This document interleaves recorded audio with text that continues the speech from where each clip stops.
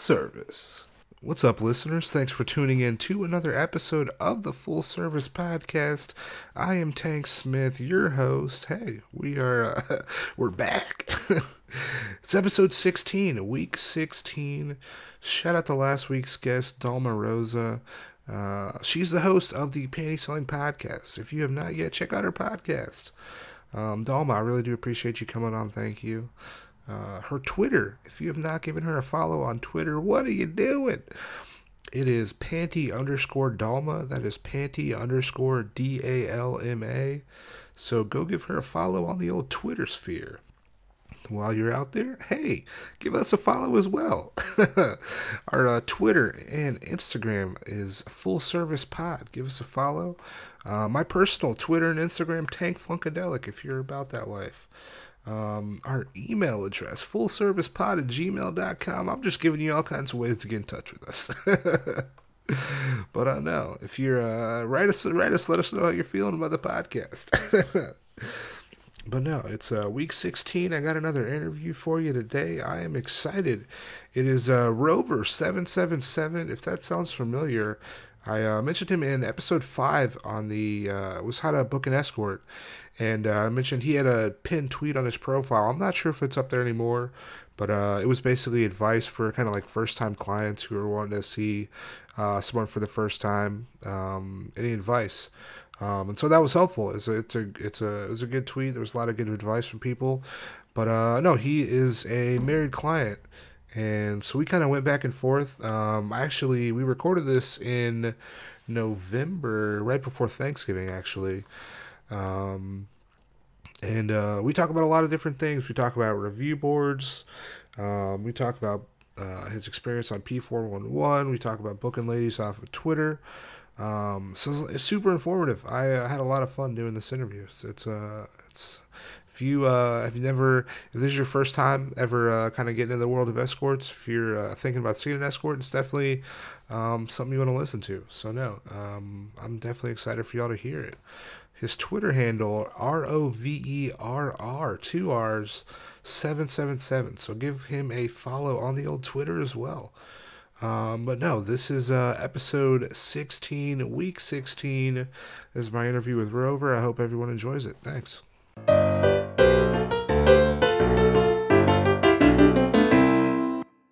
Welcome back to the podcast. It is Tank Smith. I am excited for this episode. I say it every single time. I'm excited. I can't help it.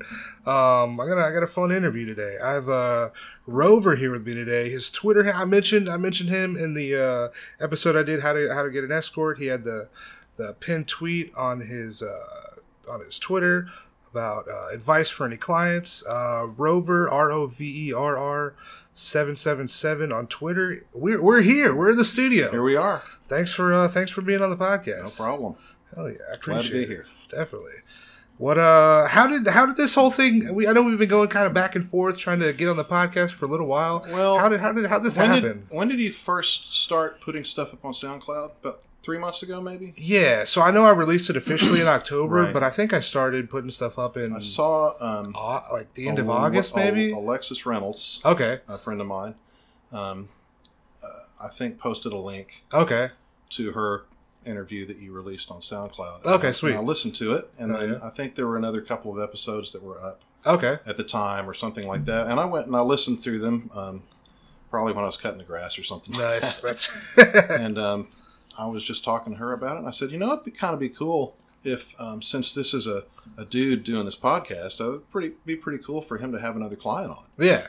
And she said, that would be a great idea, and I think he actually would really be down for that. Yeah, it's nice to have it, because, it's nice to have someone else's perspective who's kind of, done some, kind of shared experiences that we've had. Yeah, so she's like, do you want to do it? And I'm like, sure. I'd be interested in doing it. I don't know how we could work it out. And she's like, well, let me tell him. Yeah. It's kind of like grade school, how one boy passes a note to another girl or something like that. And, yeah. Anyway, so here we are. Hell yeah! Well, I appreciate you being on here. Yeah, did you find out from from her about the podcast? You saw a link on Twitter or something? Yeah. Okay. I'm always curious. Everything that I find out ever is from Twitter. Okay. And anybody that follows me on Twitter will not have a hard time believing that. Yeah. Hell yeah. I'm always trying to find out how people hear about the podcast. Because, I mean, primarily, I guess, I'm using Twitter.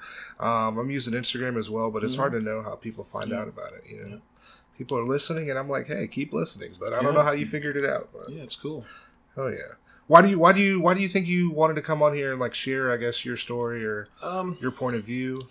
I don't know. I've been listening to a couple of the other podcasts that are on that I follow on Twitter, and I think that a lot of the conversations that go on are really interesting. Yeah, and I've been at this for a while, and I just kind of feel like I had some different perspectives on some things. Yeah, to say, not very many clients have been on the other podcasts. I think they've both had maybe one or two. Oh, really? So it's not many. Oh, wow. So it's not many, and that's fine. I just thought I'd like to get my perspective out there on things. Definitely. Fuck yeah. So listeners, we're in Atlanta right now. Welcome to Atlanta. Hell yeah. I know you're only visiting for a couple. Yeah, I'm here for one day. I got here last night, and I'm leaving town super late tonight. Nice. Where are you based out of, or where are you from? I'm out of the Nashville area. Okay, Tennessee. Sweet. Yeah. Fucking Nashville. I've never been. Not too far away. Nice. So come through. I'm trying to go. I gotta go. Come through. Get a gig at Zany's. Dude, yeah. One of my buddies, he does Zany's all the time. Nice. So I definitely got to do that. But I know you said you're a client. How long have you been seeing providers? Let's see. Very first escort I ever saw was probably in '98. Okay. Or maybe '97. Oh wow, nice. Back in the days that you went to the Yellow Pages and looked up escort services. Really?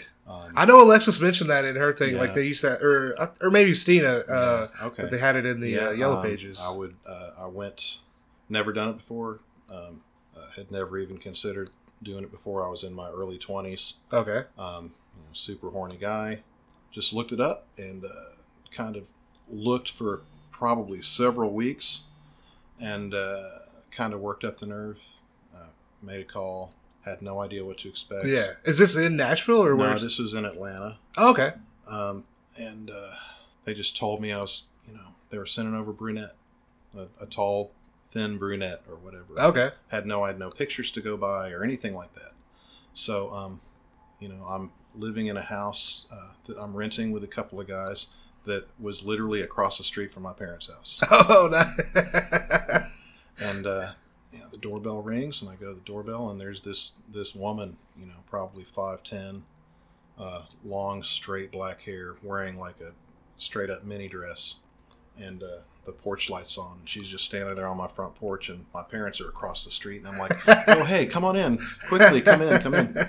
Anyway, hey, Mom and Dad, so that was my first time. I was super nervous, and but I just kind of did that a few more times, and then started visiting massage type places in the Atlanta area, and moved to Nashville, and kind of kept on that same track. For a couple of years, and then I got married, and kind of stopped for about 15 years or so. So you were single when you started seeing people? Yep, sure was. Okay, nice. No girlfriend, no nothing. Nice. And then did you like talk to? Did you know anybody before you saw anybody? Did you know anybody who had seen an escort before? Not that I'm aware of. I mean, I think that we all know people that visit sex workers and go to strip clubs and have been to brothels and stuff. But in the circle of friends I had. If I did know anyone, I certainly wasn't aware of it. Okay. Yeah. Okay, sweet. Did you have any preconceived notions of what seeing an escort would be before you actually did, or?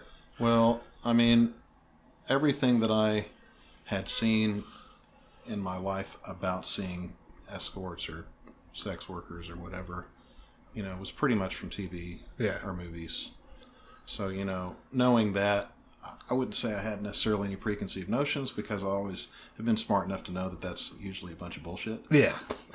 But, I grew up in an extremely conservative home. Okay. Southern Baptist, extremely conservative home. Southern Baptist here too. So, obviously, yes, I had preconceived notions that it was terribly the wrong thing to do. Yeah. But I had gotten to a point in my life that I just didn't care anymore. Yeah. So, I just... You're like, I'm going to do this thing. It doesn't really... And, honestly, from the very first time I ever saw an escort, I realized that any of the bad things that most people thought about them was way off base. Yeah. Because the first lady that came to see me was just a super nice, super sweet, super caring person. And, I could just tell that they were just good people. Definitely. So it was a positive experience your first time. Yeah. Yeah. Oh yeah. I've had very few bad experiences. Nice. That's always good to hear because when people think they're like, oh man, is this this person on drugs? Is there any kind? It's just like my experience. I'm like, that is completely false. These are amazing people, and it's just like if you go off stereotypes, then you're like, it's night and day. I experienced night and day from what stereotypes that I'd seen. I'm like, this is crazy. Yeah, that's kind of why I gotta do the podcast. Totally. What's up? Hell yeah.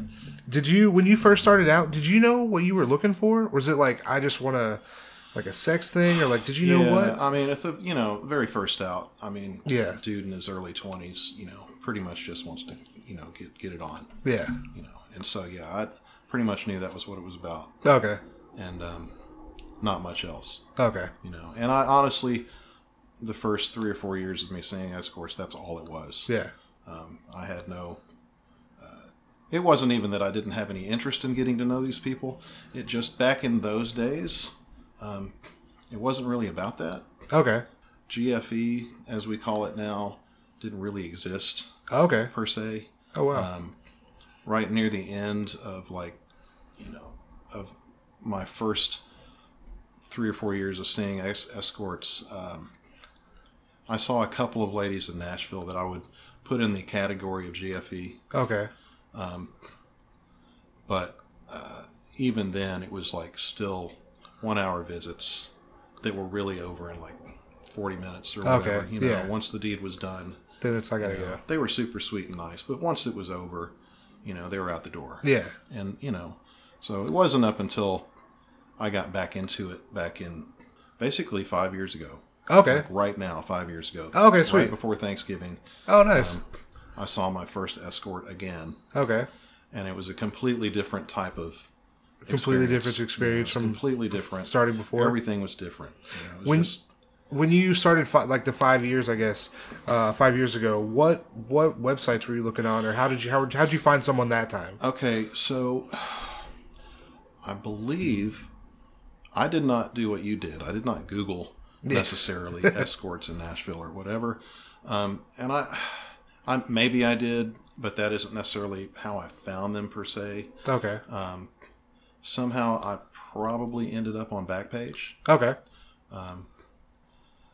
And then I believe somehow that landed me on the site known as, well, I call it Eki. I don't know what everyone else calls it. It's hard to understand what they, and I can't remember what it stands for. It's a really weird acronym, and nobody knows how to say it right.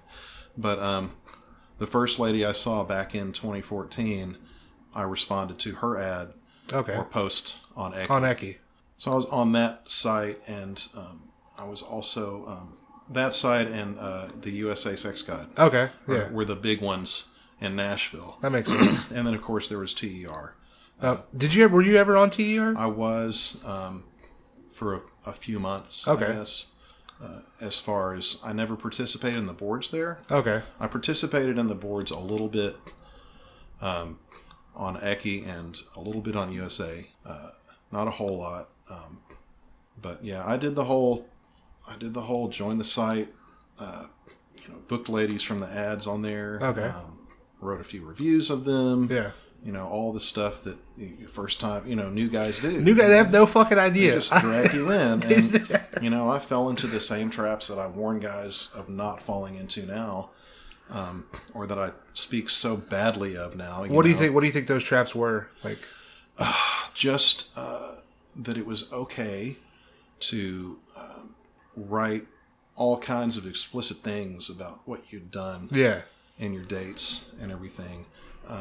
And a lot of that stuff, it was bravado, locker room talk. It was just, everybody else is doing it. Yeah. So, you kind of forget that the people that you're talking about are also in the room with you. Yeah. And they're reading it. And after a while, I just felt gross. Definitely. And it's icky. And then you when you start walking back from that position, or start saying something on the boards about, hey, I don't want to talk about this anymore, I don't feel like, or if you would submit a review that wasn't very explicit, yeah, the administrator would write you back and say, hey, this review isn't going to cut it. Yeah, that makes sense. We need details. Yeah. Or it's not going to get posted. Yeah. Or you're not going to get credit for it. Oh, okay. You know, like on TER back in those days, you would submit a review, and if it did not meet certain criteria of graphic content, they're like, we can't accept they this. would like, we're not going to post it. Wow. And you won't get credit for it, and you'll lose your, access, your premium access or whatever. Or if, you'd get in trouble for standing up for someone that someone was speaking badly of or whatever. And the way I know definitely on USA Sex Guide, they kind of make it so it's like, we don't want people, like, they don't want confrontations between clients, I guess, on the website. Right. So if you come at somebody on a comment or come at somebody on a review, then they're like, why are you coming at this person? There's no infighting. Yeah. So it's like, that's another. I lost my taste for Eki and USA Sex Guide at the same time back in 2015, probably in the summer. Okay. Is when I kind of just stepped back from those places and stopped participating, when a good friend of mine that was a provider got dragged through the mud. Yeah. Because an asshole skeezed her out in his approach, and emails leading up to their impending date one day. He kind of freaked her out, and she canceled on him about 3 or 4 hours early. She had not collected a deposit or anything like that. She didn't have any of his money. She just changed her mind. Yeah. And he proceeded to write a review of her, a revenge review of her on both of those sites. Jesus. Saying, well, I would like to tell you how my date went with so-and-so, but the date didn't happen because she no-call, no-showed me. Well, she canceled on you. Right. So me and another couple of guys on both of the boards that knew her and that knew that was just complete BS. Yeah. Stood up for her. Yeah. Because, on Eki, if you're a provider, you were not allowed to respond to reviews. Oh, okay. If they were bad or good. You couldn't thank someone for a review necessarily. You couldn't speak up for yourself if you were being accused of something. And the administrators on both of the sites slapped my wrist and the other guy's wrists. And so you're like, fuck this, I'm down. Yeah, I said, well, all right, well, fuck you guys. Yeah.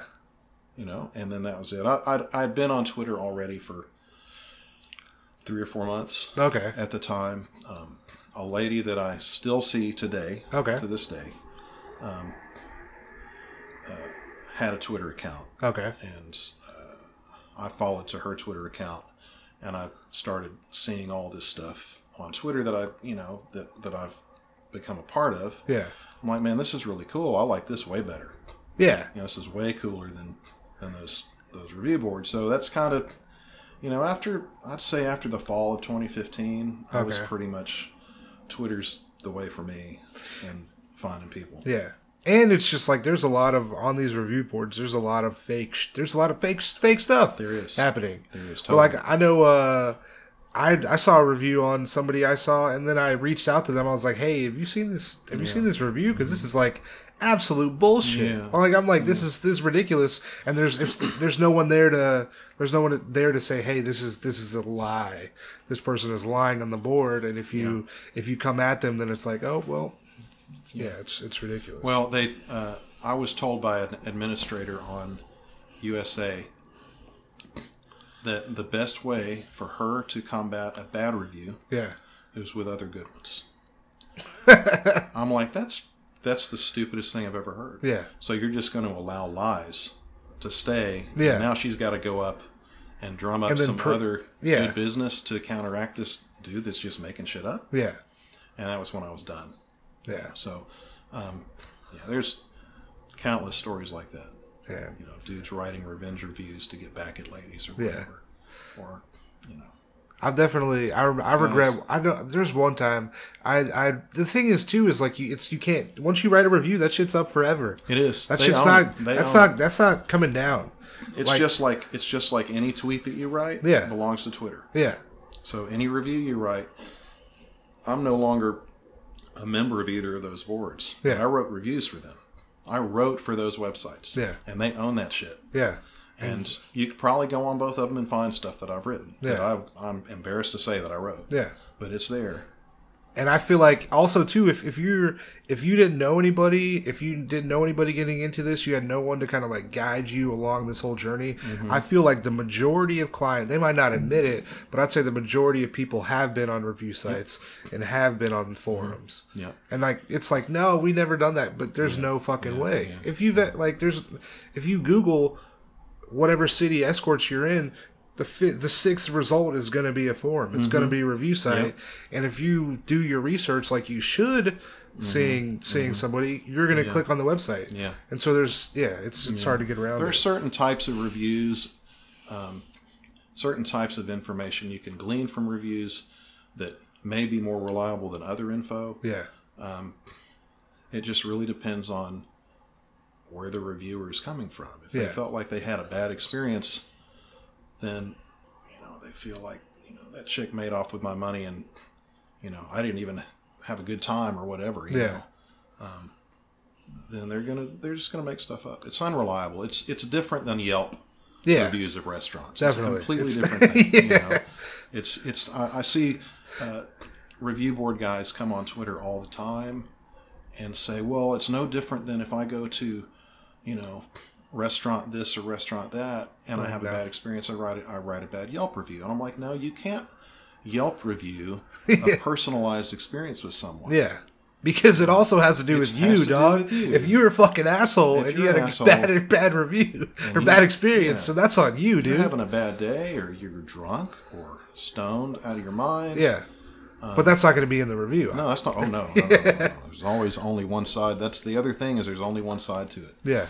For the most part, the review boards, my experience on the review boards was that they were one-sided. Yeah, definitely.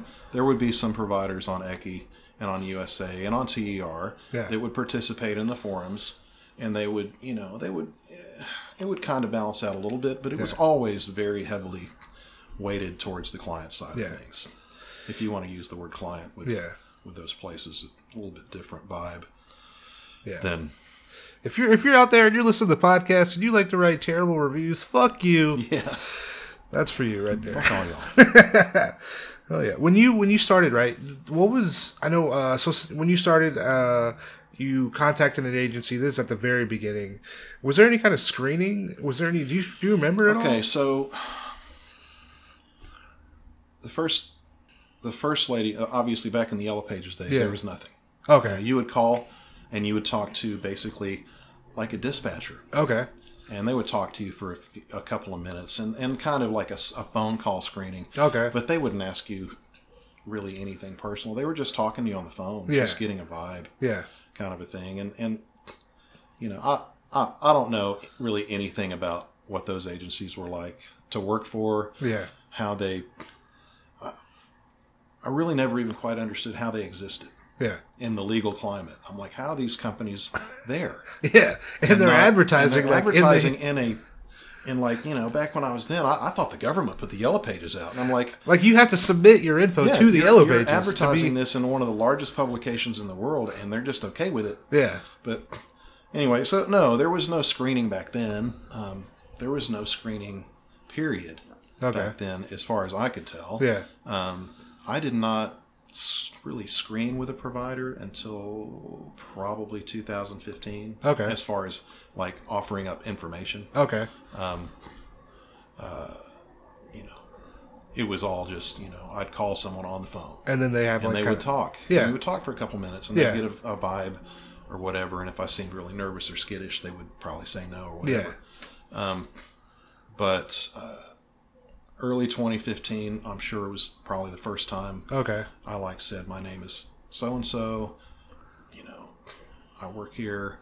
This is what, whatever. Yeah. I joined that site P411. I was on there for about a year. Would you recommend that? Did you like that?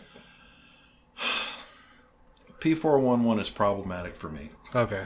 Because I haven't been on there in 4 years. I don't know what it's like anymore. Okay. It's under new ownership. My experience is my personal experience was fine. Yeah.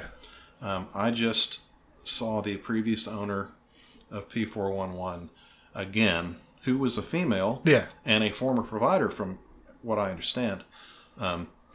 Most of the time, in the public eye anyway, would side with the client if there was ever any sort of really discrepancy or any sort of dispute or any sort of problem. Okay. My perception was that she was always trying to figure out, well, what did the provider do wrong? Okay. And I knew a couple of providers that had problems with clients. Okay. P411 works on this thing called the OK. Yeah. So, like, you see a provider, everything goes cool. She gives you an okay. You know, you have a nice session. You know, you pay her the money. You know, she spends the time with you, whatever. Then she okays you. And, you know, I mean, I can be nice. You know, Jeffrey Dahmer could be nice 20 times in a row. Yeah, that's, yeah. And then go, you know, put somebody in a freezer. Yeah. So I just felt like that system was really flawed. Because of that, I knew someone that saw a client with 22 okays or something like that. Yeah. Tried to rape her in a session. Jesus. Then she goes to the owner of P411. And then she's going to be like, well, there's 22 other people that say right. that's false. It's that sort of thing. It's like, so anyway, that's kind of the... Can I recommend it? I would say this, that post FOSTA, post SESTA. Yeah. I'm not going to judge anyone for doing anything that they have to do to survive in this climate. And if that means that P411 works for you and you're happy with it, shit, if TER works for you, or if USA Sex God works for you, or ECI works for you, or any of the places that I fucking loathe works for you, then fucking go for it. Yeah. You know, I'm not going to recommend you're not that stuff because I personally hate all those places. Yeah. You know, the other thing is that P411 was put forth to the clients as one thing, which was a one-stop shop verification system with ads. And if you were a member of P411, that was it. You were carte blanche. Oh, nice. And you didn't have to do anything else. And then you'd pay this money. Okay. And you would submit to P411 your verification info to this person that you're never going to meet. Yeah. Up in Canada. Yeah. They've got your information. They say that once you're screened, they get rid of all your personal information. Who the fuck knows if they did that? Yeah, that's true. Know? And then on the provider side of things, they would tell the provider, we do not recommend that you only use P411 as your only source of verification of clients. And if you do that, you're dumb. Yeah. So they're telling both sides of this equation completely different things. So, they would cause friction between clients and providers sometimes because of that. Because I'm verified. I was told this is all I had to do. Yeah, why am I having to submit more screening? Why do you need this? Why do you need that? I mean, P411 said, I'm cool. Yeah. Am I not cool with you? Yeah. So it was, as a newer client. That makes sense. I was like, well, this makes blah, blah, blah. And, it takes a while as a client until you really start digging in to what screening is about and stuff like that. It takes a while to really get it. Why are you screening? Why do they need my information when I've given it here? I think that people fear that... why are they afraid of me? Why would these people be afraid? I saw it on Reddit the other day. Somebody was like, they want to see a provider, but they're like, I don't want to. I'm not gonna send them any personal information. Right. I'm like, well, you're not gonna see anybody then, because it's not. Yeah. It doesn't work like that. Because they think that they're just gathering a whole bunch of names. And I got a book, and when I get busted, I got a book of 1,000 dudes. The number one thing that clients say that don't want to screen is, I'm afraid what will happen with my personal information if they get in trouble. The second thing that comes out of these people's mouths is, I'm afraid she's going to blackmail me. Yeah. But I still want to see him. So my thing is, and I just said this the other day on Twitter, and I've said it time and time again, that it doesn't make sense to me. It's like, You want this person. You want to get completely intimate, as intimate as you could possibly be with someone, but you do not trust them. Yeah. So that just doesn't make any sense. You can't. It doesn't matter if you want to get to know them in a friendly way. It doesn't matter if all you want to do is go into a hotel room with them and have a good time. It doesn't matter. You still, at the end of the day, want to get as physically close and intimate with this person as you can. And from the get-go, you're looking at it as an adversarial relationship. You can't. Yeah, it doesn't make sense. And who the fuck wants? I mean, yeah, who wants to blackmail? So who has time for that shit? To me, that's an incredibly messed up way to look at it. And yeah, if the lady, and I'm not saying that it's never happened, it has. Yeah. For the most part, providers just want to make a living. Yeah. They want to have a client base. They want to do it as long as they need to do it for. They're not going to ruin their entire career over blackmailing you or collecting a deposit from you and then just stealing it. Yeah. Because, the ramifications can be career ending. I mean, I've seen it on Twitter too. Like, that's kind of one thing. Like, somebody was like, oh, I got my deposit taken by somebody. Yeah. And then people went to this person and then they got their deposit back. Like, right. They're not going to just steal your money and then there's no... Yeah. Yeah, I don't know. There's always two sides to the story,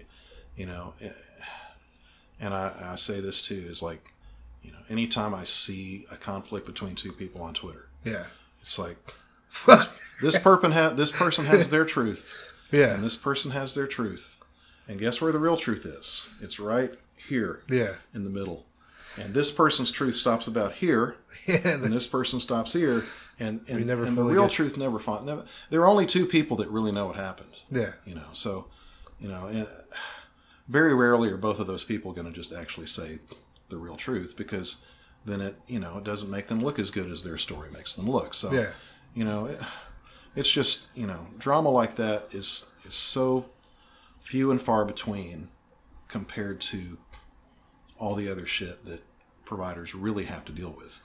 Yeah, it's oh God. Drama. Fucking.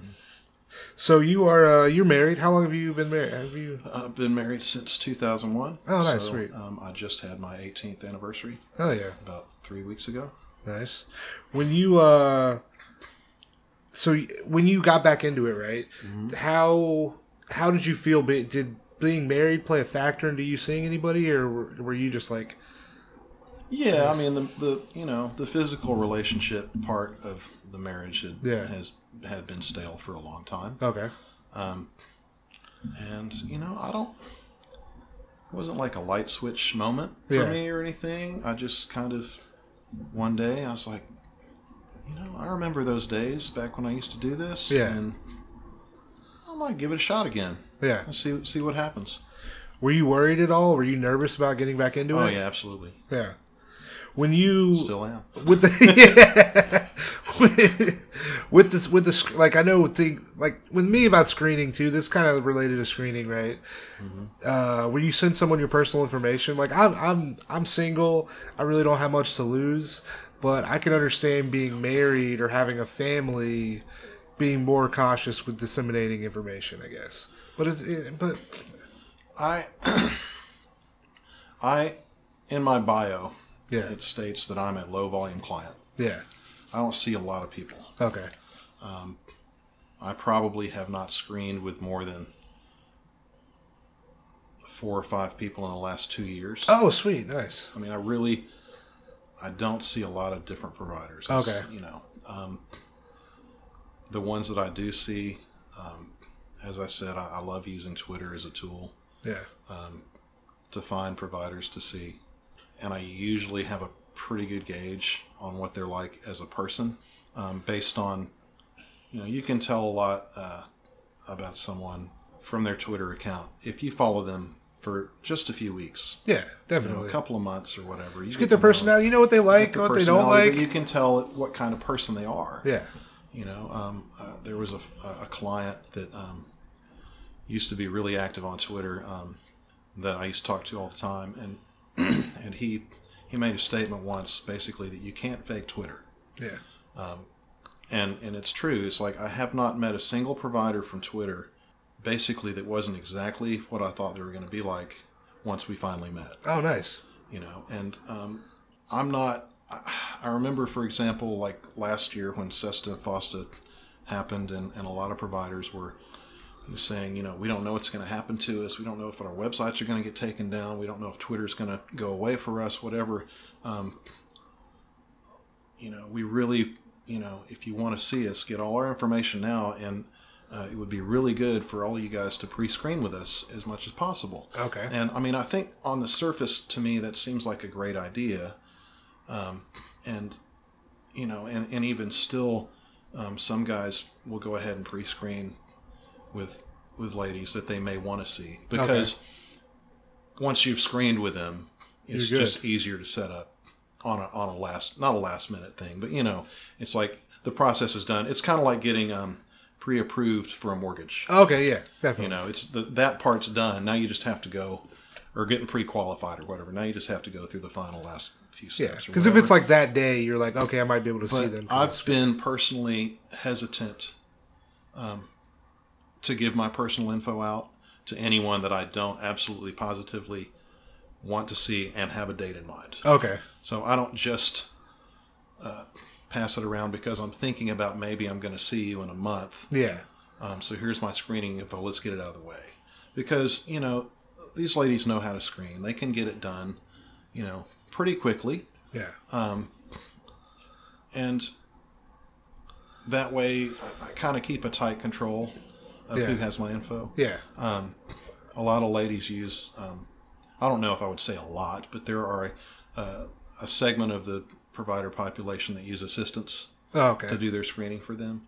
I don't know that I have given my personal information to an assistant other than maybe once or twice. Okay. I have once. I have once for sure. And I'm not saying that I have a well-grounded and founded concern for that. But, personally, I'm not a huge fan of people that I've never met or am never going to meet having my personal info. Yeah. So, like I said, if I want to see Susie Q, and I've gotten to know her on Twitter, Susie Q is not a real person, by the way. I'm just making up shit.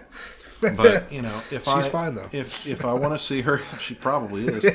But if I want to see her and I've got a date in mind and I'm going to be in her city or she's going to be in Nashville or whatever, then I'll screen with her. Okay. And we'll make a date. That makes sense. And we'll do it. And I'll probably send her the money right then. Okay. Do you send will you pay for the date up front or to send a deposit or? I usually will. It depends. Some ladies don't take deposits. Some ladies don't take anything but cash. Okay. So, it just depends, I guess. Who you're some people don't want a paper trail. Some people don't want to have electronic transactions tied to their bank account. Whatever. Yeah. I don't care. Most of the ladies I see, I can pay electronically. Okay. And the money's there, and I just get it out of the way. Okay. So, especially on the longer dates, that makes sense. I might put the date on layaway or something where I pay. Nice. And I'll do a deposit up front and then pay another third and another third or something. Oh, okay, like sweet. That. Those are bigger dates. If it's not that, an overnight or something big like that, I'll do it all at once. Okay, nice. Are you? I know in terms of being married, are you ever worried that your wife would find out? Sure. Yeah. Yeah. Would you be okay with her seeing someone else? Sure. Okay, sweet. Yeah. Nice. I don't think she would. Do you think she'd understand? If she were to find out? She would absolutely not understand. Not understand? No, not at all. Is there a way you could make her understand? Or I know I was talking to my sister yesterday. I would sure try. She's just just being in a relationship, it's a sacred thing, and going outside of it is kind of a mess up. Yeah. And everybody's on a different journey. Yeah. I've seen some clients that are more open about it. I've seen some clients who their spouses know and are okay with it. Yeah. And they're like, have fun, honey. Yeah. Whatever. Some couples do it together. Yeah. So I've seen clients that have been discovered by their wives, and then it turns out that it's okay. It wasn't okay at first or whatever, but they worked through it or whatever. Honestly, that's just something I hope to never find out. Yeah. I knowing my wife, knowing my family, knowing her family, it is not something that would go over well. Yeah. You know, I've had people say, "Oh, you should just be open and blah blah blah," and I'm like, "Well, you know, it might have worked out for you." Yeah. But you do not know my situation. Yeah, that's every single time. It's like, yeah, you don't know what the fuck I gotta. I can pretty much tell you that if I was discovered, life as I know it would end. Yeah, which is pretty amazing considering that I still do it. That's like that Louis C.K. joke. Yeah, Saturday Night Live. Yeah, it must be pretty good if people are still doing it. Yeah. All right, if you know what I'm talking about, it's a good joke. Yeah. Before you started, did you ever feel like, you know, I could never see an escort. I can't, like, did you ever, like, because I feel like there's a negative stigma with escorts and sex workers, and I feel like also with clients, like, they're looked down upon. Like, did you ever look down upon people that saw escorts, or you ever just like, I would never? You know, honestly, I never really considered. Okay. Gave it much thought to what people did. Yeah. As far as seeing escorts, like, I also wasn't really exposed to it. Like I said earlier, I don't really know that I ever knew anyone. Okay. That, you know, if I did know them, I didn't know they were doing this. Yeah, they never said anything to you about it. So it wasn't really like I had an opportunity to judge anyone. Okay. As far as like actual stigma against clients, I wouldn't necessarily use the word stigma as much. Okay. Yeah. I think that if you look on the whole at the way society treats men, as opposed to how society treats women with regard to all things sexual, men are treated in a more heroic position. Yeah. And women are treated more from a dirty, slutty kind of way of looking at them. I agree with that. If a guy, you know, goes back to his mates, you know, and tells them, "Hey, I just went to the brothel and I had sex with 4 beautiful women," you know, he's not going to get judged poorly by those guys. He's going to get high fives. Definitely. You know, so I think the proper word for me, instead of stigma, would be consequences. Okay. So, like, I'm not afraid of society looking down on me. Okay. Because society doesn't know about me. Yeah. You know, I'm not in the spotlight. Yeah. It's the sex workers that are in the spotlight. Okay. I'm afraid of getting found out. You know, I'm afraid of my life being ruined and turned on its ass. You know, well, not turned off its ass onto its ear, however the saying goes. I don't know. But that's not stigma. That's consequence. Yeah. To me, those are two completely different things. Okay. Yes, society stigmatizes clients as a whole, as a people group. Maybe they don't stigmatize me. Individuals. They don't stigmatize me. They don't stigmatize you. Yeah. Well, unless people know that you're doing this, in which case they may. Yeah. But you know. But I'm like, I don't give a fuck. Right. Think whatever you want. You know, I mean, you think about the stories that you hear about, you know, busts and sex workers getting arrested. Yeah. And they'll put their face on the newspaper. They'll tell their names. Yeah. They don't usually tell the names of the customers. If you think about the Patriots owner, right? Right. He's like the first high-profile guy that I can remember. But it still went way better for him than it did the ladies that were working there. Yeah, it did. And that's the way society looks at it. Yeah. You know, it's I don't know, a man goes out and has sex with, you know, a bunch of women. He's looked upon, I don't want to say as a hero, but he's looked upon as a man. It's a positive thing. You know, his friends are going to give him high fives. You know, women might not like it or whatever, but you know, if a bunch of friends find out that their female coworker or their sister or their cousin is a sex worker, then it's not going to look good. They're not going to like that.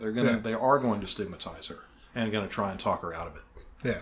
So I think it's two completely different. It's not comparable. Types of things. It's not comparable. There recently was, and I'm not going to say the name. Yeah. But on Twitter, there recently was a client. Okay. Who is no longer with us. on Twitter. He's no longer on Twitter? He's no longer on Twitter. He didn't die, I don't think. I'm like, what up, dead guy? You know, oh, shit. Listen to the podcast. He's probably listening, hopefully. He really made a stand for client stigma. Okay. Oh, I know who you're talking about. He really made a big stand. And you know, without going into all the names and all the other accounts that were spawned from it, I think people on Twitter will know who we're talking about. Yeah. So I don't really want to gossip too much. Shout out to Clarcy Patron, though. I like giving them a shout out. It was fine. But you know, he was trying to make the two be equal. Yeah. Or maybe not even equal. But he was trying to make it be like that client stigma was even 20% of what it is. Yeah. For sex workers, and it's just not in my opinion. Yeah, I think a lot has to do with personal experience too. Maybe this person thought like, oh, I feel like I'm being treated this terrible way because I'm a client, but in the end, it's like, dude, it's not the same thing. Yeah, not at all. Yeah. So, but there you have it. What when you're looking up providers now? So you mainly use Twitter. Yep. Do you use any other websites? Or do you recommend any websites? You know what I'll do nowadays is I will look at Slixa. Okay. Or maybe Trist. Okay. I'll see if someone's coming through Nashville. Okay, sweet. That I might be interested in seeing. Okay. I'll look at their ad and I'll see if they're on Twitter. Okay. And if they are, or I'll see if someone's coming that I recognize from Twitter. Okay. And then I'll look at the schedule and I'll just, if I'm following them on Twitter, I'll go and kind of glance at their Twitter page or whatever. If I'm not following them on Twitter, I'll go follow them. Okay. And then I'll start, keeping up with them and just trying to get a feel for what they're like or whatever. Okay. I don't see, like I said, I don't see a lot of new people. Okay. I don't see a lot of new providers.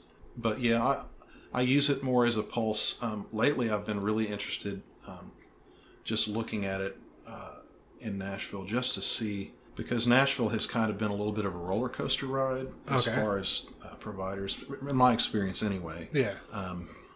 Of ladies that tour. Okay. Ladies touring through Nashville. They're, and the quantity of providers in Nashville has kind of gone up and down over the last few years. So I use it kind of to gauge that. But I'll look at them, but I generally won't book someone off of from an ad site unless they're on Twitter and I can check them out on Twitter and kind of get a gauge for their personality or whatever. Okay, sweet. So it's not a bad way to do it, right? Because I didn't know before when I got into this, I didn't even know that there was this whole world of sex worker Twitter at all. I didn't have any idea. I had a Twitter just from doing stand up. I had my own Twitter, but I had no idea that there was this whole other thing. And then once I started the podcast and then started the Twitter account and started following people, I'm like, oh wow, there's this whole. Yeah, you can book people directly off Twitter. There are you pretty much can. A lot of them have. I have a provider friend who has removed her website address from her Twitter bio and her email address and stuff like that because Twitter is it's becoming a little bit more hostile towards sex work. Okay. It's you can get shadow banned. You can be shut down if you do certain things the wrong way or whatever. Yeah. But, if you're smart enough to know how to use Google, you can find someone on Twitter and then go find their website. It's not that hard. It's like, and a lot of people do stuff like that as a screening tool. Okay. Look, dude, if you can't figure out how to get a hold of me, then in this day and age, we probably aren't going to be a good match. Yeah. So I'll see somebody that doesn't have their website or email address listed anywhere on their Twitter. And some dude will say something in a tweet about, hey, are you coming to, I would like to see you when you come to so-and-so. And she's like, well, send me an email. Yeah. And then they'll write in, where's your email address? And she just won't respond. Yeah. And I'm like, dude, it's called Google. Yeah. Go look her up. Go look her up. So-and-so escort this city. Do your research. There's her website. I bet her email address. I bet her email address is on there somewhere. Google is so helpful. It is. It is. It's amazing. Damn. Do you think Twitter's changed since the or actually, have you used Twitter at all? Have you Twitter? Did you I create did. one? I joined Twitter. I kind of was one of the buffalo that ran off the cliff, so to speak. Or right around the time that Fosta and Sesta passed. Okay. Twitter kind of came about, and so everyone stayed on Twitter. Yeah. But went to Twitter and created an account. I made a Twitter. Yeah, their same handle, everything. Yeah. Just in case something happened as a stopgap. Yeah. I know some people that only did that. Okay. Just to reserve the name. Okay. But never went on there. And then there were these little redirect type website utility things. I don't even know what they're called. Okay. Little app things that if you would tweet something, it would put it on Twitter. Go to Twitter.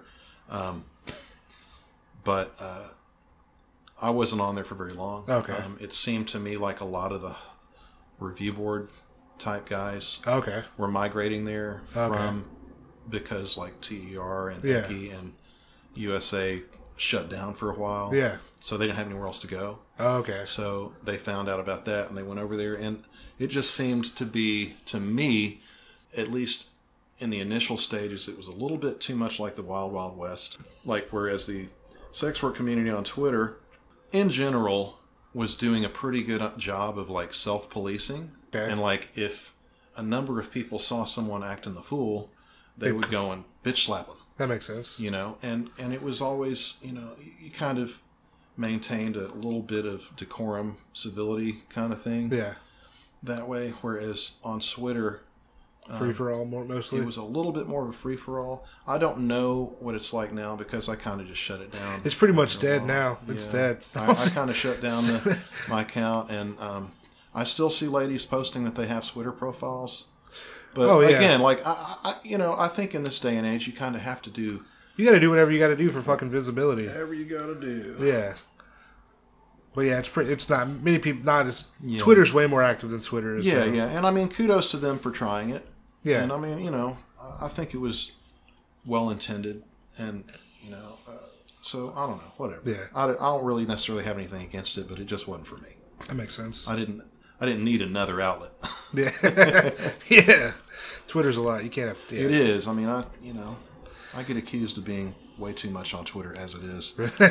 So. It's probably true. Okay, it is true. I always like to ask about STDs. How often? I know you said you're kind of low volume. Yeah, you don't see many people. 2 to 3 times a year. Okay. Sweet. That's about it. Yeah. It's funny. Last year, I went to New York for my birthday in October last year, and then I saw 5 people in a couple days. Nice. And then when I got back, my throat was hurting. Oh. And I'm like, oh fuck, what's going on? What's going on? And so I went in Raleigh LGBT Center. If you live in Raleigh, fucking LGBT Center, free testing. Yeah. Tuesday, Thursday. Yeah, so I got tested, and then we did a big Christmas reveal show where I dressed up like Santa Claus. Okay. And then I revealed my STD test results. All negative, but it was a good time. Nice. People were clowning me hard. I usually keep my stuff like that a little bit more low-key, but hey, whatever you want to do. That's the best thing about stand-up, right? I can talk about all this stuff on stage, even though I really don't really much, but I can talk about it, and people were like, is he being serious right now, or is it a joke? And they have no idea, and I'm like... Oh, I can't think of a comedian that I've heard that doesn't have a joke about seeing a sex worker of some sort, It's pretty common. Yeah. And you can get away with it. Yeah, that's a bet, Not to mention that they don't even know if you're really serious. I'm like, oh, that was just a joke. That wasn't even, I mean, I've never done that. Yeah. Oh, yeah. Oh, yeah, female condoms. Shout out to Magic. You ever use a female condom? I have. You like them? I like them. Okay, sweet. Yeah, I do. Oh, yeah, I never, Yeah, I've used them. Not a lot. Yeah. But 3 or 4 different ladies that I've seen that use them, and they use them pretty regularly. Okay. I think the drawback is that they're more expensive. Oh, okay. They're harder to come by. I believe that, I don't know what the status of them is now. I believe at one point they were actually, you had to have a prescription or something like that. Really? Oh, wow. They were, and I'm sure that it's a government thing, and I'm sure it was the regular condom companies lobbying against them. Yeah. You know, I'm a big conspiracy guy, so I'm sure it was something like that. But it sucks because they are way better. Okay. Yeah. As far as the feeling and the sensation from the client side, yeah, they're way better. Oh shit! If but you hear that, female condoms. But you know that they are harder to use for the provider. There's a lot more of a learning curve. To using them. I've had some providers that can put them in with one hand while doing something else with the other. Yeah. Without even looking. Yeah. And then I've had providers that have had to get up and go into the bathroom and figure it out and then come back. So it's, you know, it takes a lot of practice to use them, I think. Okay. But from a purely pleasurable standpoint, they're far superior. Fuck. I keep telling my buddy, I'm like, because he knows about the podcast, and I'm like, dude, female condoms, dude, you gotta try. I think I remember I was listening to your episode with Elise. Okay. Elise Aniston. Yeah. Yeah. First. And I think you guys joked about like it feeling like you were in a trash bag or something like that. It's not quite like that. Okay. It's. I've said multiple times. I looked up videos on Pornhub. Yeah. There's not shit on Pornhub with female condom videos. There's not a lot of videos with people using them. Yeah, but it's like, okay, it's basically like when you have a regular condom on. Yeah, you're not feeling any friction. At all because you're just wrapped up tight in this thing, as opposed to you being bare skinned and going into out of something that's staying in place. Okay. So, you know, it feels more like you're doing it without a condom on. Okay. You know, it feels different than not having anything. Okay. But it feels much more like the real thing. Hell yeah. I need that first person that's going to be a sponsor on their first company. We're going to sponsor the podcast. FC2, yeah, FC2. Shout out. Fucking give us money. Money's good. Yeah. Have you ever developed feelings for anyone doing this? Absolutely. Yeah? Yeah. Is it hard not to, you think? Yeah. When you do the kind of clienting that I do as far as not seeing a lot of people. Yeah. Majority of my dates are longer. Okay. You know, 6 hours. Oh, shit. Nice. Overnight. Baller to hell yeah, dude. 2 days. I mean, nice. Have you ever done a fly me to you? Have you ever done that? Yeah. Oh, nice. I've flown them to me. I've flown me to them. I've flown with them to places a couple of times. Yeah, I mean, you spend 48 hours with someone. Yeah. That is focused on you, and all they want to do is, you know, make you feel like the center of attention for 2 straight days. You're gonna get feel feelings for them. Yeah, that's their. And if you didn't, they wouldn't be doing their job very well, in my opinion. You know, and I hate to say it like their job. It's not their job to make me happy necessarily. They might, you know, they're going to do everything they can. It's my job to be happy. Yeah. With them, you know, if my head's not in the game, I'm not going to be happy. But, you know, if the best providers, in my opinion, are the ones that make you develop the feels for them, you know, because that means that for them, it's great because that means, you know, I want to see them again and again and again and again and again. So yeah, I mean, absolutely have developed feelings. Did you ever say love? Would you throw love out there? I've told providers that I love them before. Yeah. I've never like fallen in love. With a provider, because I'm smart enough to, know what that means. And almost 50 years old. I'm married. Yeah. You know, it's like to me, it's like I think I told somebody once, another client, I believe. In a private conversation on Twitter, they were asking me about this. I'm like, here's the deal. When you start developing feelings and you actually think you're falling in love with a provider. Yeah. The best way to talk yourself out of it, or not talk yourself out of it, but the best way to understand what it means and why it's probably not going to work and whatever is you have to project down the road, what are you saying? You saying that you want a divorce? Yeah. You saying that you want this person to be your girlfriend? You want to know, you want them to leave their significant other? Yeah. You know, all these things. And you want them to up in their entire life. You expect them to, or you hope that they will, or whatever. And you're like, no, that's not what I want. Yeah. You know, well, then you're not probably really in love with them. That makes sense. You know, you might be sort of infatuated with them for a short period of time. Or you might love them as a friend, or just love what they do for you, or love how they make you feel. But I mean, you got to keep it real. It's like, yeah, when I started, went to Asheville, went to the strip club, I fell in love fucking immediately. Yeah. You know? and I think that's. And then after, some friends talked to me, and they're like, "Tank, what the fuck are you doing? Yeah, you got to chill." And then I chilled, and then we're good. Yeah, and it's like, I don't know, it's easy. Like I said, it's easy to catch the feels for someone in the moment of being with them, and then when the date's over, you know, you feel like you've broken up with your girlfriend or something, or you're not gonna, you know, whatever. I mean, it's all part of the rush. It's all part of the ride. Yeah. For me, it's like I love those feelings. Yeah. You know, even the ones that suck. Have you ever afterwards. I feel like I've definitely had like post date depression or sadness. Does that happen? Does that happen to you? Mm-hmm. Yeah. Is there how do you deal with that, or is there a way to get like book another date? Yeah. Yeah. Figure it out. That's when I was leaving like it's happened to me a couple times to where like New York was especially like Asheville. That was probably the first time it happened to where like I'm leaving Asheville and I'm like, this past weekend was this was fucking amazing, and I don't foresee that happening. You know, for the foreseeable future. Mm-hmm. That sucks. You know, and then it's like. There's no path going forward to where how am I going to get that feeling back, or how am I going to? It's almost like a drug, almost a little bit. It is. And then I'm like, well, I got to go back to fucking Asheville.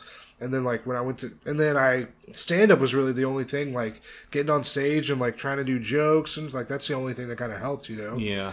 And then when I went to New York, same thing, because that was like 5 days of just like a fucking ecstasy. Right. And then get back to Raleigh, and I'm just like fucking, it's done, it's over. Yeah.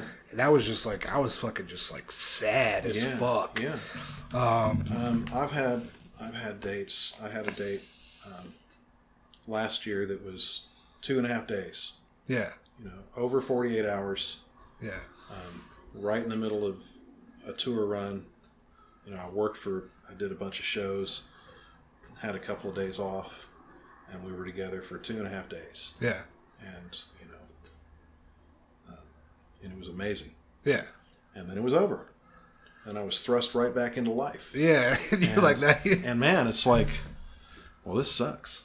You know, that was awesome. And now it's no longer awesome anymore. Yeah. And, you know, my life is really boring at this point. And, And it's like the best remedy for it, honestly, apart from just time. Yeah. And, you know, being with your feelings and in your feelings for a few days.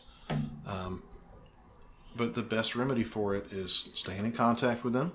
Yeah. Continuing your relationship, sending them gifts. Oh, nice. And then as soon as you can possibly work it out, you know, figure out when you're going to see them again. Yeah. And that's where the ride starts again. Yeah. That's the lift. Yeah. That's the bottom. Like, you're at the bottom of the lift for the roller coaster. I see the end of the tunnel, you know. I see. It's like you might book something for 6 months away that's an overnight date, or, you know, you might be with them for a couple afternoons while they're in your town or something like that. And the build up to that is that climb. Yeah.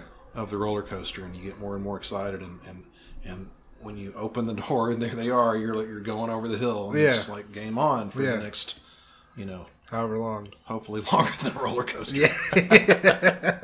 Those only last like 90 seconds. So. When I was 24, but not anymore. Yeah. Oh yeah, I was gonna say how often are you able to see providers, but you're saying I kind of go in waves. I might see a provider once a month for 3 or 4 months. Okay. I might not see a provider for 3 months. Okay. I might not see a provider for 6 months. Okay. You know, it just kind of depends. This year was financially a little bit tricky. Okay. For me, I had to kind of take when was that? I'm trying to think. It was like February or March. I had my last date for the spring, and I didn't really do anything else except for maybe a couple like really short ones, like 1 or 2 hour dates. Okay. Until like August or September or something like that. Okay. And that was compared to what I was doing the year before. Really very sparse. Okay. Like the year before, I did a lot of big dates with 2 or 3 different people. Nice. Did a couple of I had a date last year for 3 of my friends that I see that all had birthdays in the same month. Oh, sweet. And I brought them all together. Oh. For an afternoon, and that was a big one. That was a big date. Goddamn right. That's awesome.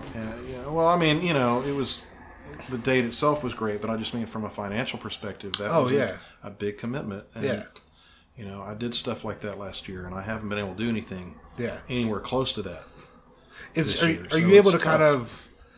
I know sometimes, like when I kind of first got in, I was like, let me throw this money, even if I don't have it. Let me put it on a credit card. Has that ever happened? Yes, it's I'll be like, all woe is me, I don't have any money, blah blah blah. As soon as I get my next, whatever in, I got to put it on this bill, or whatever. And then as soon as it comes in, I'm like, all right, how much of this can I like set aside? Yeah. Or what can I do with this much? And I'll just pay half of this on this credit card. Or something like that. You find the money. You do. It works out. You can plan. It's like, I don't know. I tell people all the time, new clients. I'll say it. Never say never. Never say that you're never going to do an overnight. Yeah. Or never say you'd ever be able to see anybody for more than an hour. Yeah. Or 2 hours. Because when I started, that's all I ever thought I would do. Yeah. Even back in 2014, when I got back into this, I was seeing ladies for an hour at a time. $250, $300, for an hour. Yeah. And it was great. Nothing wrong with that. And I mean, a lot of clients out there that can't do any more than that. Yeah, I mean, I've done 90 minutes as long as I've done. But, you never say never. Yeah. You might just decide that you've met somebody that you really want to spend a lot of time with, and that you would normally see once a month or once every 2 weeks even, or something like that, and you're paying them $300 or $400. Yeah.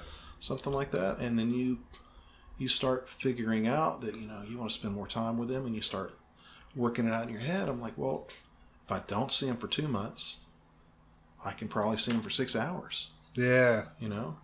Or if I do this, or as a comedian, if something happens and I get this gig and I land a couple of grand here or whatever, if, I get a Christmas couple bonus, of grand here, dude. Yeah. No, that's funny. That's funny, right? You should say that on stage. I'll be here all night, folks. A couple of grand. Anyway, I mean, money comes in different ways and comes in at different times. And, I mean, you just have to be creative. Yeah. You have to be creative. And it's like, it's November right now. We got like 2 or 3 months till tax returns coming back. Yeah, Ooh, yes. I don't get tax returns. I pay money usually. But no, I mean, I've got, I'll probably get a Christmas bonus this year. Nice. My birthday's coming up. I'm going to get some money from my in-laws, for example. It just comes and goes, and sometimes I got bills that I got to pay. Yeah. And sometimes I don't. And sometimes I'm able to just take some of this money and go do something super fun with it. Nice. And so I'll do it as often as I can. I'm pretty good at not doing anything to the excess where it would cause problems in my life. Yeah. As far as like, I'm not going to put my household in bankruptcy for it. Yeah, you got to take care of your shit first. Yeah, I mean, but I mean, like you said earlier, it is like a drug, and people will oftentimes do a lot of crazy shit to get that next high. Yeah, And, so, you gotta be careful. Responsible. You gotta be responsible, but you gotta have fun. And, Yeah.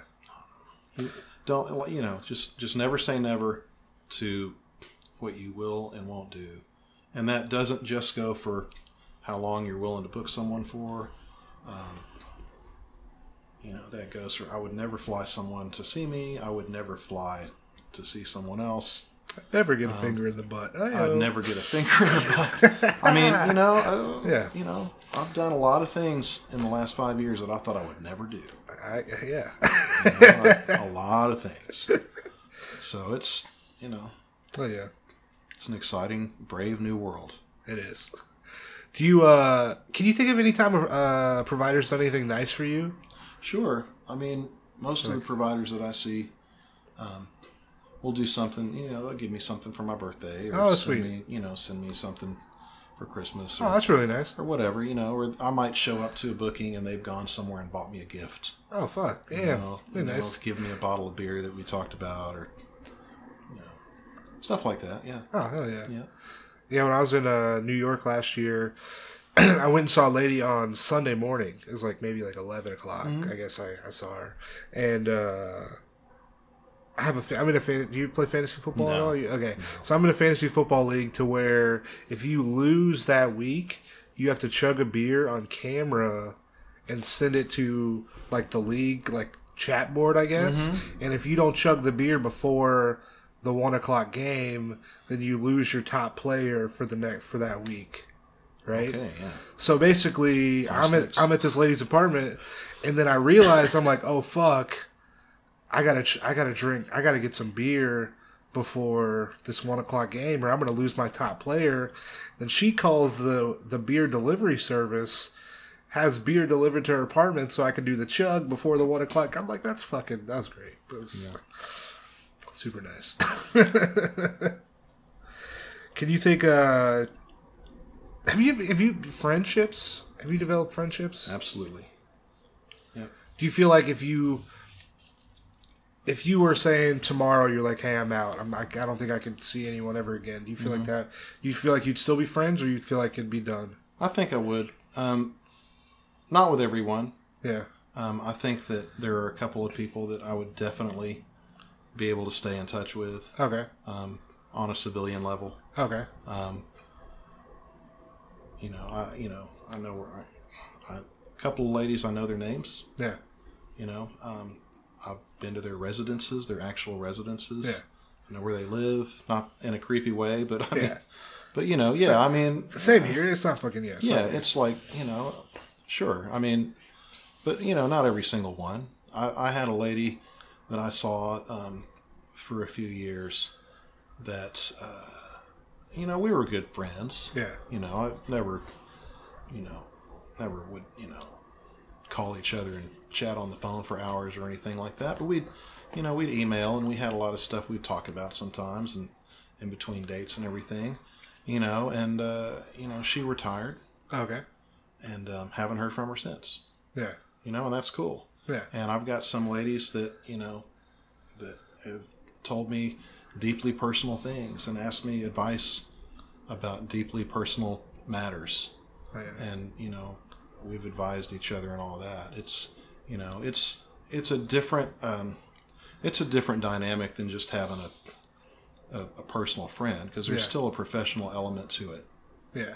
But you got to understand the boundaries too. Sure. Of what you guys have. Yeah. I mean, if like I say, if I was to retire as a client, I would never expect one of my provider friends to just get on a plane and come to Nashville and see me for free and hang out. Oh, hell yeah. I wouldn't expect that. I mean, I would be pleasantly surprised, and I would welcome it with open arms. Yeah. But, I mean, still at the end of the day, I mean, I would still have to treat going and hanging out with him as if I was still got to hide it. Yeah. It's like, other than the financial aspect and the fact that we probably aren't going to be doing the same things when we're hanging out, it's not really that much different to me. It's like I still can't just say, hey, honey, I'm going to hang out with my friend, yeah, so-and-so, You'd be like, who is that? Who is that? How do you know them? And why is she so hot? Yeah. So, like, but yeah, I mean, absolutely. I mean, I've got, people that I definitely consider real friends. Do you have any advice for anyone like brand new to this kind of getting in? Like what you would say to like someone who's trying to do this for the first time? I think probably nothing really that I haven't already said. Yeah. But just go into it open-minded. Go into it, like I said, fully prepared to no preconceived notions. Don't go into it with a mindset that this is all I want out of this, because you're going to miss out on a lot of stuff. Definitely. Are you ultimately glad you started? Yeah, absolutely. If you could go back in time, 1997, 1998, would you do it? Would you still do it? I probably would. I mean, I think that if I went back in time now, yeah, like if 50-year-old Roverr went back 22 years or whatever, yes, I would do it again, but I would start booking longer dates initially. Right away. Yeah. If that was something that was available to me financially, I would have approached it more how I approach it now. Do you think to know people rather than just wham bam, thank you ma'am sort of thing? Do you think if you were to start doing it from the beginning, like longer stuff, do you feel like you would have still kind of gotten married and followed the same kind of path? I don't know. There's not really a way to answer that. Yeah, that's fine. It's kind of what if this happened? It's there's just the butterfly effect is real. Yeah, but I don't know. Who knows? I don't want to think that I would have like found an escort and fallen in love with her and what game am I playing? What game did we play? Yeah, it's hard to say. I mean, I felt like I was always going to get married at some point. So I probably would have. Oh yeah. I think there's nothing wrong. I won't say there's nothing wrong with my marriage, but there's a lot right with it. Yeah. A good provider friend that I had, I still have. I haven't seen her in a while, but that I used to see. She's like, here's the thing with married clients, is that there are a lot of things right in their marriage. So why throw all of that away just because of this one thing? If you can be happy in every other aspect of your marriage, and you can be best friends with your spouse, and you can have a happy home together, and I don't have kids, but if you can have kids together and raise responsible people together, but you just your sex life sucks, your intimacy is gone, then just take care of the one problem you have. And if you can't take care of it with them, then is it so wrong to just go and get it sorted out elsewhere? Just if that's going to keep everything else moving, then I think it's a great thing. It's like some people, like I said, some people are married and their spouses know and they don't care, and they're totally fine with it. They have open relationships with their spouses and they don't care if they're going and doing stuff on the side. Some do. Some spouses do it for years and years and years, and they never get found out. And I'm not necessarily saying that if I hadn't started doing this that I would not be married anymore, because I've never looked at divorce personally as an out. Okay. I've never really wanted to get a divorce. I've never really viewed it as, I just feel like getting married is like a lifelong thing. Yeah, definitely. That's just how I was raised, and that's still how I look at it. So it makes sense. I mean, I mean, you do vows till death do us part, kind of right. shit. Yeah. Damn. I appreciate you coming on the podcast. Yeah, man. Yeah. Fucking follow Twitter. You want people to follow you on Twitter? Yeah, absolutely. If you aren't already following me on Twitter, it's Roverr, ROVERR 777. Hell yeah! Did that come? How'd you come up with that? Is there a story behind it? I used to be on the boards as Red Rover. Okay. With the year of my birth at the end. Okay. And I tried to do that on Twitter. Nice. And the name was taken. It was taken. So I'm like, okay, well, what about just Roverr? And then, like, Roverr 777 was taken. I'm like, well, what about, like, Rover with my first, like, Red Rover? Roverr, like, an initial, like, backwards thing? And I found it, and it's been mine ever since. Hell yeah. But you got to be careful. It's Roverr 777. If you misspell it, you may end up on a troll account that's trolling me that has stolen my photos. When I was and is doing really bad, rude things, pretending to be me. For whatever reason, this person has no life or whatever. But yeah, just make sure you get the spelling right. Yeah, 2 R's, 777. Yeah, the troll has like 70 followers. I've got about 2,800. So okay, it's nice. A little different. And the troll acts like a douchebag, and I don't. Nice. Now, as far as I'm concerned, and most people are concerned, I don't act like a douchebag. Obviously, there are some people who think that I do, or they wouldn't be trolling me. Yeah, he's cool. He's not a douchebag. Yeah. But yeah, thanks for coming on the podcast. Yeah, I really do appreciate it. Thanks for having me. I'm glad we could work it out. Definitely. Fuck yeah. Listeners, we'll be back. All right, later. That was my interview with Roverr. Shout out to him for coming on the podcast, Roverr. I really do appreciate it. Thank you. Listeners, that has been episode 16. Episode 16 is in the books. It's done. Thank you for being here for another episode of Full Service. If you have not yet, subscribe to the podcast. That really does help. Give us a rating, leave us a review, write us a little love note. Let us know what you think about the podcast. That reviews really do help for visibility for new podcasts. 16 weeks, we're still new. We're still a baby, so that really would help if you could do that. Tell your friends, tell your family. I know everybody who has listened to this podcast has at least told like 7 people. I know my listeners very well, and I know they tell everybody they know. So I appreciate y'all doing that. Well, no, I was supposed to be on a show at Laughing Skull tonight. That show has been canceled. Ron White is coming to Atlanta Monday to Wednesday. So our show got canceled. And if you bought tickets, like I know everybody that bought tickets, it was going to be sold out because everybody was going to go. That money has been refunded, so you are good. I will be in Athens tomorrow, Wednesday night, the 15th, at 9 p.m. at Hindershots. So if you're a little north, if you're in Athens, come through, say hey, laugh a little bit. It'll be a good time. And the 30th, I'll be at a Jailhouse Brewing Company down in Hampton. That show's at 7:30. So if you're south, we're doing it all over, north, south. Come through, have a laugh, say what's up. But no, I appreciate you listening. Our email address, fullservicepod@gmail.com. That is how me and Rover got in touch. If you have experience, if you're a client, if you're a sex worker, write to the podcast. Let me know what your experience has been. I'm trying to share everyone's thing. I know everybody's different. I'm trying to get the word out there. So no, I do, that would be fucking sweet. Social media, Full Service Pod on Instagram, Twitter. We're doing it. I still need to post more on Instagram. It's happening slowly but surely. But no, thanks for listening to the podcast. We will be back next Tuesday with a solo. Got a solo for y'all. I don't know if I said that earlier, but it is. But no, that has been episode 16. We're done. I will see y'all next Tuesday. Have a good fucking week. Later.